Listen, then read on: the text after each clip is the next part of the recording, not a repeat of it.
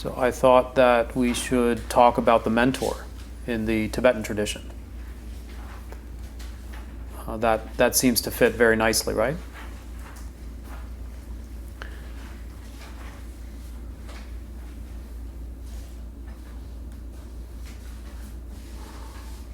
In a way, the Tibetans are very unique in their approach to the Buddha Dharma. For thousands of years, the Buddha Dharma was discussed in terms of taking refuge in the three jewels, the Buddha himself as the historical figure, his teachings, the Dharma, and those aspirants committed to the path, the Sangha. But in the Tibetan tradition, as the Vajrayana teachings, the diamond teachings, or the tantric teachings become more prevalent or prominent, then all three jewels are then embodied in the principle of the guru, the mentor. So in a way, you can think about the development of Buddhism in terms of several centuries after the Buddha's death. There emerges the emptiness teachings, and with them at the very same time, apparently, the tantric teachings. And you can think about people thinking, oh, the Buddha, he was a human being several centuries ago, so there's a sense of it in a temporal domain. And with that comes a sense of it being sort of, there's a kind of nostalgia, because as the centuries unfolds and there's more and more time between oneself and the possibility of enlightenment that happened to this one person way back when. Don't we feel like that now? Like, oh, the Buddha, what it would have been like 2,500 years ago with the Buddha, but now we're modern types and no one's getting enlightened now. It becomes almost like a myth, a tale. But the Tibetans have a very incredible imagination, and for whatever reason, they're very well suited to the tantric path or approach, and it was important for them to coalesce all three jewels in the living embodiment of the mentor. So the teacher is the Buddha. And in a way, the teacher is a portal that separates time and space, so that you have direct access through your teacher to the teachings of the Buddha and the embodiment, the lived experience of the Buddha.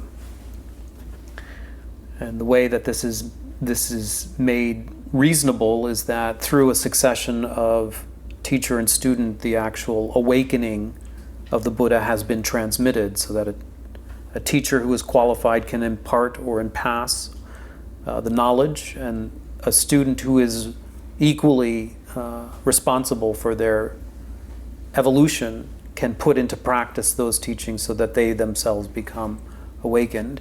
And the transmission through history, mind to mind, continues, so that when you meet your guru, you become next in line in the totem.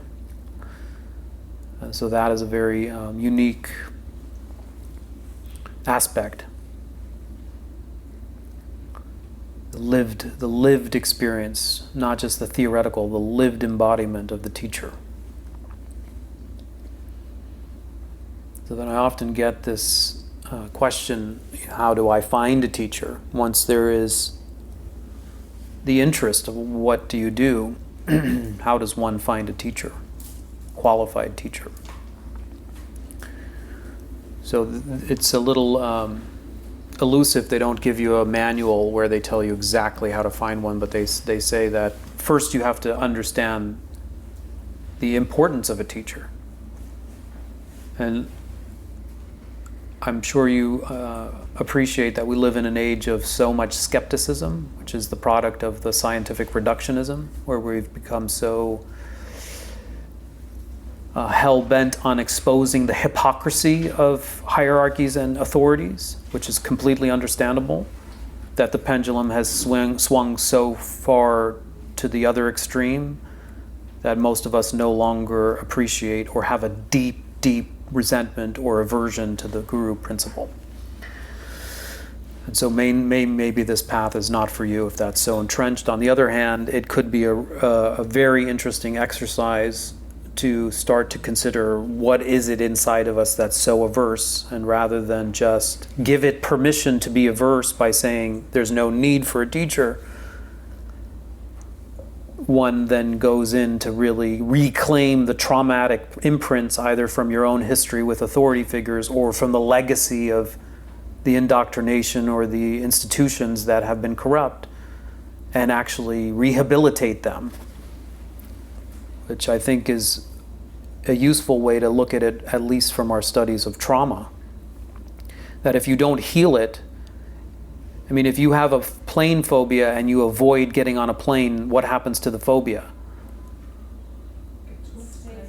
It just lingers there. So if you have a phobia or an aversion to authority, and you have a skepticism that no one could possibly have that level of realization, it's all a myth, and look at all the scandals that are happening, I told you so, then what happens is that skepticism and that doubt goes dormant, but it doesn't get transformed.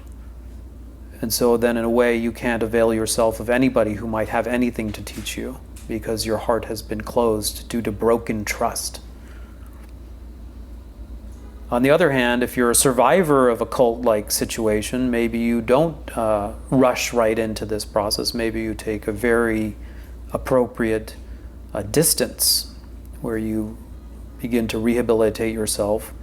But even there, how would you rehabilitate yourself without having a relationship with someone whom you'd have to get to the place where you get vulnerable again with? So I think we covered a lot of that in the trauma.